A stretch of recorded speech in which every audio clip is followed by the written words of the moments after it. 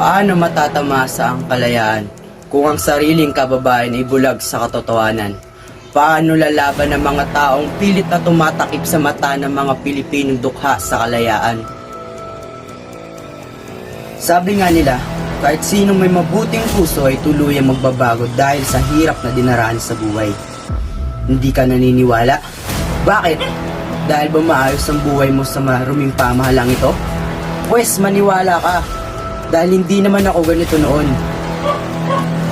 Ako ay isang marangal at mabuting tao. Kailan ba gumawa ng hindi maganda si Juan Crisostomo Ibarra?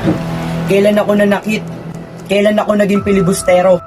Dahil sa inggit, kasakiman ng iba, nasira ang buhay ng aming pamilya.